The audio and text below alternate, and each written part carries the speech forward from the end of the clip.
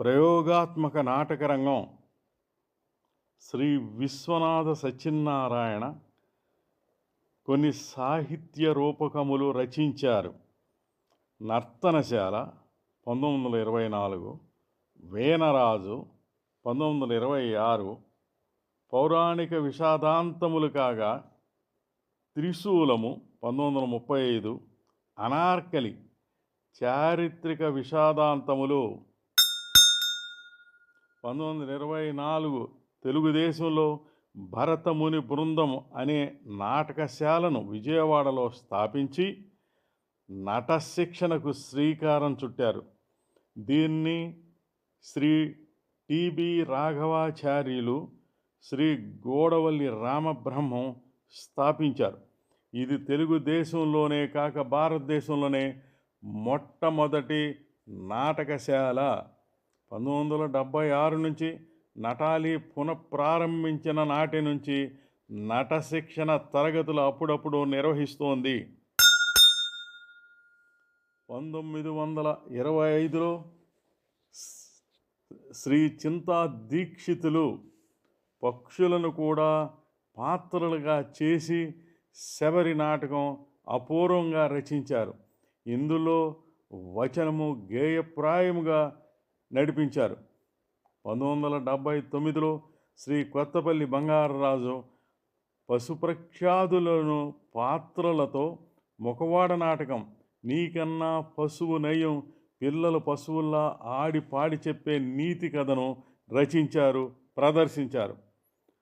1979 మార్చి 18, 1981 October 24, 1988 మార్చి 22, 1992 మార్చి 13న ప్రదర్శనలు జరిగాయి. 1985 జనవరిలో నటాలి తొలి గ్రంథంగా ప్రచురించింది. 1997 జనవరి 12న శ్రీ కొత్తపల్లి బంగారరాజు రచించిన జంతు సంరక్షణ మూకాభినయ నాటిక కోతి విద్యలు కూటు కొరకేలో 2 కోతులు పాత్రలు కూడా ఉన్నాయి. ప్రదర్శన 1997 జనవరి 14, 1998 అక్టోబర్ 12, 1999 ఏప్రిల్ 9. నటాలి సంస్థ నానాటి నాటిక కథల పుస్తకంలో 2000 ఫిబ్రవరి 1న ప్రచురించింది. 1930లో వాస్తవికతావాదం రియలిజంలో వ్రాయబడ్డ మొట్టమొదటి నాటిక తప్పెవరిది శ్రీ పాకాల వెంకట రాజమన్నారు రచించారు. స్త్రీ పాత్రలు స్త్రీరే ధరించిన మొట్టమొదటి సాంఘిక నాటిక. తొలి నాటక ప్రదర్శనలో ప్రప్రథముగా నటించిన స్త్రీలు మాడపాటి సరోజిని, కొమ్మూరి పద్మావతి. 1933 ప్రాంతంలో శ్రీ తల్లావజ్జుల శివశంకర శాస్త్రి రచించిన సహజయాస సంధి, పద్మావతి చరణచారణ చక్రవర్తి 1933, దీక్షిత దుహిత, యక్షరాత్రి మొదలైనవి తెలుగులో వెలువడ్డ ప్రథమ పద్య నాటికలు, కవితా నాటికలు. శ్రీ విశ్వనాథ సత్యనారాయణ అనార్కలి, ధర్మాంగద, పాముపాట మొదలైనవి.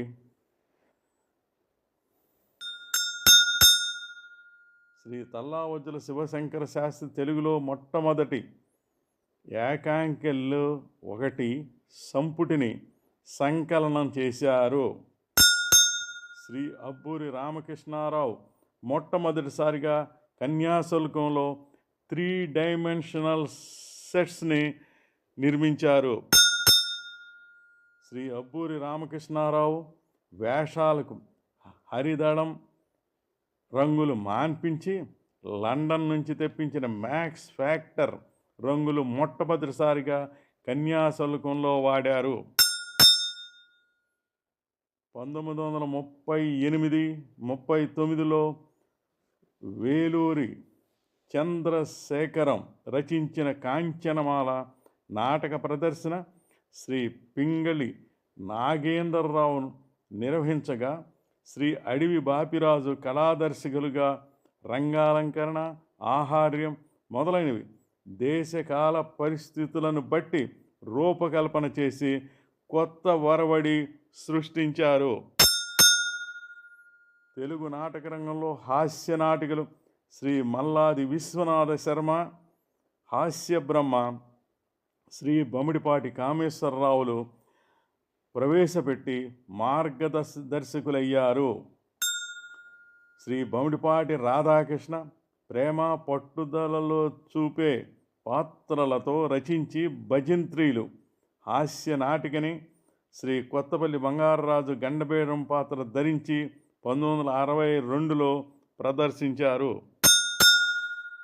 శ్రీ అబ్బూరి రామకృష్ణారావు విశాఖపట్నంలో ఎర్ర ఇసుక దిబ్బలు దగ్గరలో సముద్ర తీరం, భారతదేశం మీద అలెగ్జాండర్ దండయాత్ర దృశ్యాన్ని ఎండాకాలం నాటి వెన్నెల రాత్రి ప్రదర్శించారు.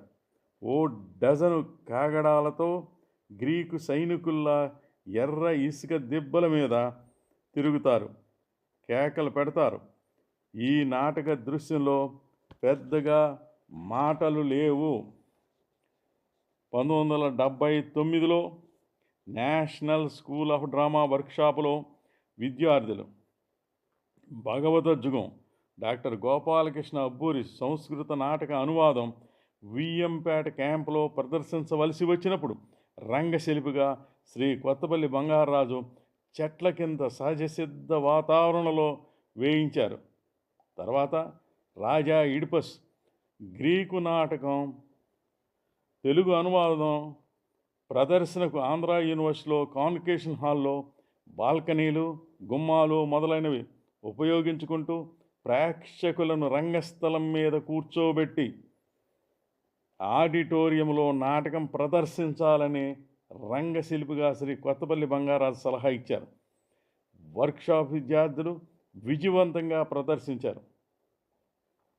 1980లో శ్రీ కొత్తపల్లి బంగారాజు ఆంధ్ర యూనివర్సిటీలో దర్శక విద్యార్థిగా రాజా ఇడిపస్గా పాత్ర ధరిస్తూ కాన్వకేషన్ హాల్ ముందు మెట్ల మీద ఆర్కిటెక్చర్ను ఉపయోగించి కొంటే ప్రదర్శనకు బాగుంటుందని సలహా ఇచ్చారు.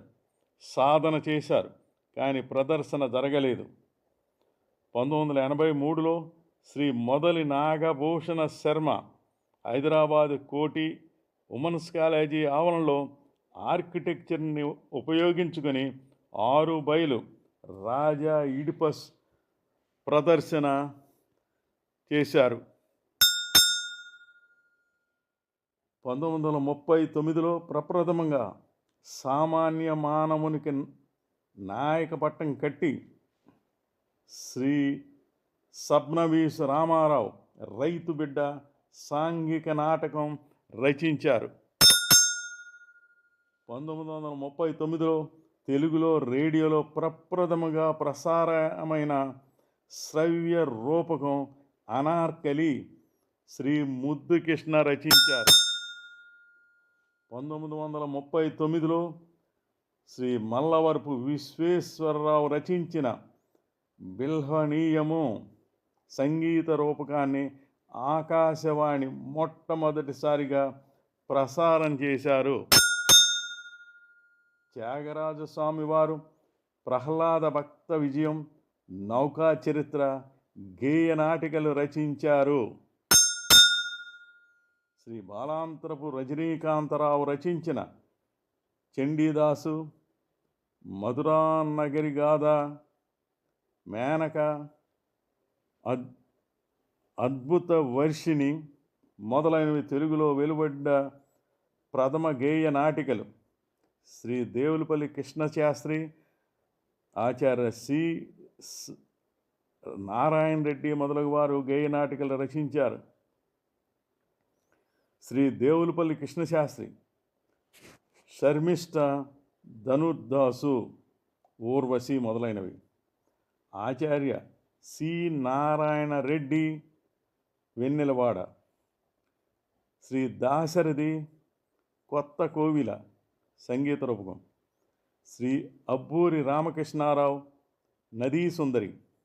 శ్రీ కొత్తపల్లి బంగారరాజు చంద్రిక 2000 సంవత్సరం. చంద్రిక నటాలీ సంస్థ నానాటి నాటిక కథల పుస్తకంలో 2000 ఫిబ్రవరి 1న ప్రచురించింది. తెలుగులో స్వగతాలలో కాకుండా నేపథ్య గానం ద్వారా పాత్రల మనోభావాలను అంతర సంఘర్షణను చూపే విధానమును నేతబిడ్డ మొదలగు నాటకాల్లో ప్రవేశపెట్టారు. శ్రీ అనిశెట్టి సుబ్బారావు గాలిమేడలు 1953. శ్రీ తల్లావజ్జుల శివశంకర శాస్త్రి దీక్షిత దుహితి. శ్రీ కొత్తపల్లి బంగారరాజు తీరని బంధం 1965-71. పల్లెటూరులో ఒంటెద్దు బండివాని జీవిత చిత్రం. అప్పులు, ఆర్థిక ఇబ్బందులు, బ్రతుకు బండి, ఏడ్చలేని భారం నేపథ్యంలోనిది ఈ నాటిక తీరని బంధం. పాటల నేపథ్యంలోంచి సన్నివేశాన్ని బట్టి పాడతారు. రంగస్థలం కుడి ప్రక్కన తాటాకుల ఇంటి వసారా, ఎడమ ప్రక్క ఎగువ భాగంలో 4 అడుగుల ఎత్తు తాటి ఆకుల దడిని నిజంగా సెట్ స్వాభావికవాదం న్యాచురలిజంలో చేయటం గొప్ప ప్రయోగం. ఇది 1972 జూన్లోని 1973 ఫిబ్రవరి 12న ప్రదర్శితమైంది. తర్వాత అచ్చయింది. రేడియో అన్నయ్య, అక్కయ్యలుగా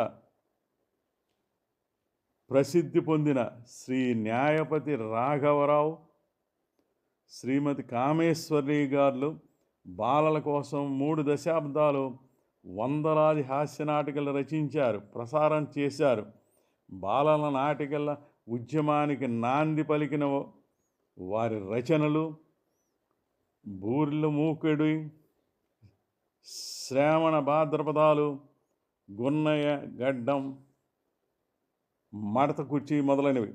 శ్రీ కొత్తపల్లి బంగారరాజు 3వ తరగతి చదివే రోజుల్లో బూరిల మూకిడి బాలల నాటికలో డాక్టర్ పాత్ర వేశారు. 1954. నీకన్నా పశువునయం, కోతి విద్యుల కూటు కొరకే, కనబడటలేదు, కనరు వినరు మూర్ఖులు మొదలగు బాలల నాటికలు శ్రీ కొత్తపల్లి బంగారరాజు రచించారు. మరికొన్ని విషయాలు మరో భాగంలో.